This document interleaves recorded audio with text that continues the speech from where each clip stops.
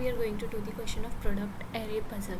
इस क्वेश्चन में क्या है, हमें एक एरे दे रखा है और हमें हर एक एरे पे, जैसे कि ये गिवन एरे है, इनपुट लेते हैं एग्जाम्पल नंबर 1 को।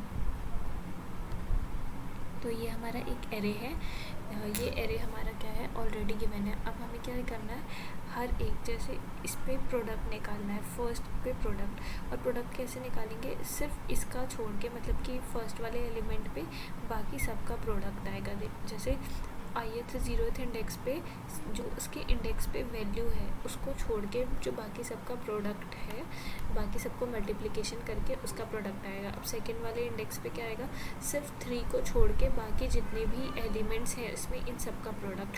फिर थर्ड इंडेक्स पे क्या होगा, सिर्फ थर्ड इंडेक्स की वैल्यू छोड़ करके बाकी सबका प्रोडक्ट। फिर इस पे इस वाले इंडेक्स पे क्या होगा, इस इंडेक्स पे सिर्फ इस इंडेक्स की वैल्यू 6 को छोड़ के बाकी सबका प्रोडक्ट। फिर लास्ट वाले इंडेक्स पे क्या होगा, सिर्फ 2 को छोड़ करके इस पे जितना भी बाकी के एलिमेंट्स है उसका प्रोडक्ट। तो इन शॉर्ट हम ये कहना चाहते हैं कि हमें प्रोडक्ट निकालना है एरे, हर एक एलिमेंट, हर एक इंडेक्सिंग पे एरे का। और किस तरीके से निकालना है, जिस इंडेक्स पे हम खड़े हैं सिर्फ उस इंडेक्स की वैल्यू को छोड़ के जो बाकी सब एलिमेंट्स का प्रोडक्ट है हमारे एरे में वो आना चाहिए। ठीक है, तो समझ आ गया। अब हम देखते हैं इसका अप्रोच कैसे करेंगे। तो हम क्या करेंगे, एक प्रोडक्ट ले लेंगे, पी सम ले लेंगे, जैसे कि जिसमें हम प्रोडक्ट को स्टोर करेंगे उसको इनिशियली 1 मान लेंगे। और 1 इसलिए मानेंगे, 0 इसलिए नहीं मानेंगे क्योंकि अगर हम 0 को किसी चीज़ से मल्टीप्लाई करते हैं तो वो 0 हो जाता है। इसीलिए हम जो भी प्रोडक्ट लेने वाले हैं उसको 1 मान लेंगे इनिशियली। फिर एक काउंटर वेरिएबल ले लेंगे c, जिसको 0 मान लेंगे, और एक हम लिस्ट बना लेंगे k नाम की।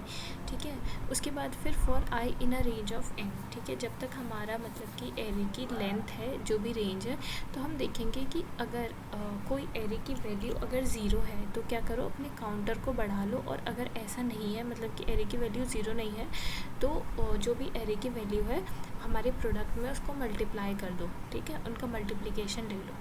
उसके बाद फिर हम क्या करेंगे, इस लूप से बाहर निकलने के बाद हमारे पास क्या आ जाएगा, हम इस लूप से बाहर निकलने के बाद हमारे पास पी सम में क्या आ जाएगा, प्रोडक्ट आ जाएगा सबका, जितने भी हमारे एरे के एलिमेंट्स होंगे उन सब का प्रोडक्ट आएगा।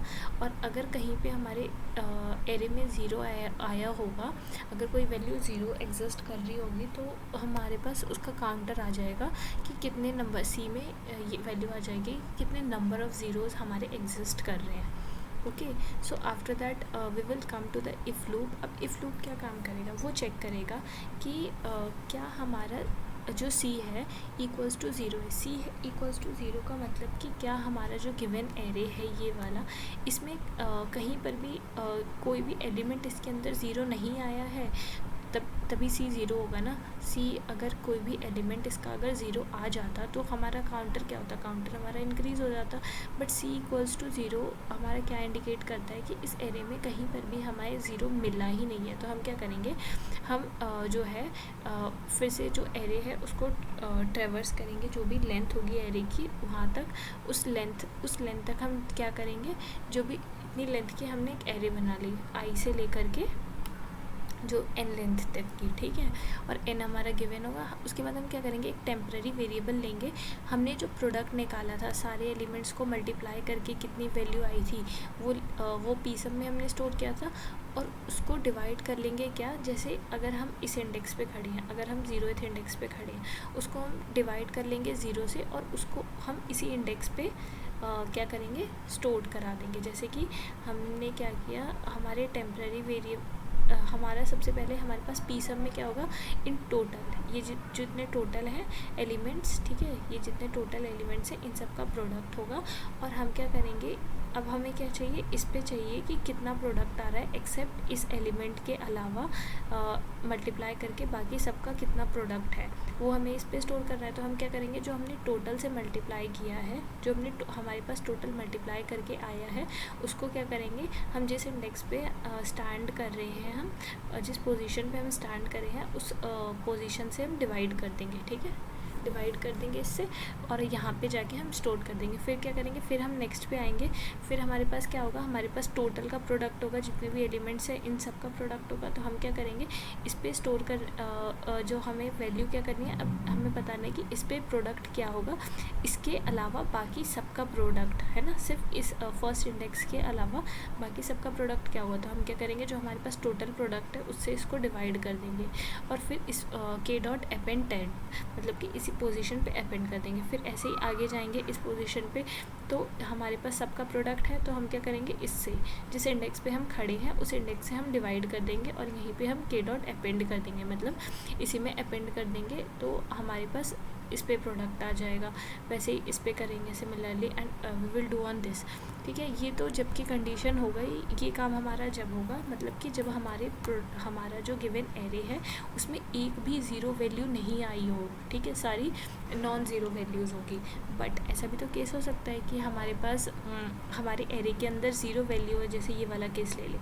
ठीक है, हमारे एरे के अंदर ज़ीरो वैल्यू हो, जैसे इसमें 12,0, तो हम क्या करेंगे, इस केस में हम एलिफ लूप में जाएंगे, और एलिफ लूप में जाके चेक करेंगे कि क्या हमारा जो काउंटर है वो ग्रेटर दैन ज़ीरो है, मतलब कि ज़ीरो जो है इसमें एक बार से ज़्यादा बार आया है। अब ज़ीरो एक बार से ज़्यादा बार आया है, क्या मतलब है, अगर हमारे किसी भी एरे के अंदर एक बार से ज़्यादा ज़ीरो आएगा तो हमारा उन सब का मल्टीप्लिकेशन ज़ीरो ही हो जाएगा, हमें पता है, क्योंकि हम जब मल्टीप्लाई करने जाएंगे तो जो भी वैल्यूज़ हैं वो ऑटोमेटिकली ज़ीरो की वजह से ज़ीरो हो जाएंगी। ठीक है, तो हम क्या करेंगे, जितनी भी रेंज होगी हमारी, जितनी भी बड़ी लेंथ होगी हमारे एरे की, जैसे इसमें 2 है ना, तो उसमें हम क्या करेंगे, ज़ीरो को सारी पोजीशन पे ज़ीरो को पुट कर देंगे, क्योंकि एक बार से ज़्यादा ज़ीरो अगर आ गया तो। ठीक है, बट ऐसा हो सकता है कि केस अगर हमारा सिर्फ एक ही बार ज़ीरो आया हो, तो अगर हमारे पास जैसे ये वाला एरे है, इसमें हमारे पास एक ही बार ज़ीरो आया है,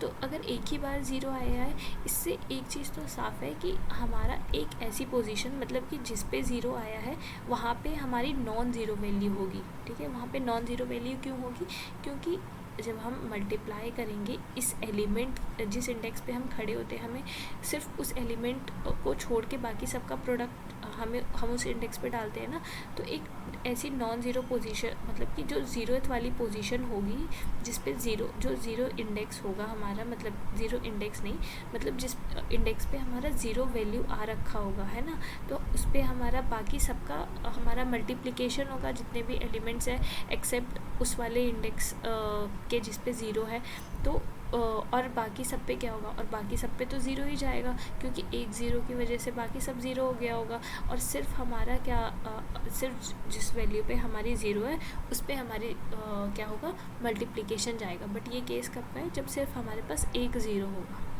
ठीक है, तो हमारे पास अगर सिर्फ एक ज़ीरो है, अगर काउंटर की वैल्यू 1 है, तो हम क्या करेंगे, जो भी हमारी रेंज है, हमारे गिवन एरे की लेंथ है जो भी हमारी, तो हम क्या करेंगे, चेक करेंगे if nums of I is not equals to zero, मतलब कि जो भी हमारी नॉन ज़ीरो पोजीशन है, जैसे 12, तो उन सब पे जो भी हमारी नॉन ज़ीरो पोजीशन है, अगर पोजीशन है हमारी, मतलब जिस पे कोई यूनिक वैल्यूज़ आ रखी है 1 2 3 4 5 6, तो उस पर तुम जाके क्या करो, उस पर जा करके अपेंड कर दो ज़ीरो को, और सिर्फ एक ऐसी पोजीशन, मतलब कि ये वाली जिस पे जो ज़ीरो है ना, उस पर क्या होगा, मल्टीप्लिकेशन क्या होगा, उसके अलावा बाकी सबका मल्टीप्लिकेशन हमें डालना है, तो के डॉट अपेंड सम कर देंगे। ठीक है, पी सम कर देंगे, और एंड में क्या करेंगे, रिटर्न कर देंगे हम के, सबमिट करते हैं ऐसे। इंडेंटेशन एरर आएगा थोड़ा, क्योंकि मैंने इंडेंटेशन सही से करी नहीं है इसकी। Now it's fine and let's submit this. बहुत इजी क्वेश्चन है, अगर हम ड्राई रन करें ना अच्छे से तो और ज़्यादा इजीली समझ आ जाएगा। ओह माय गॉड, इतने सारे टेस्ट केसेस, चलो सारे पास हो गए बट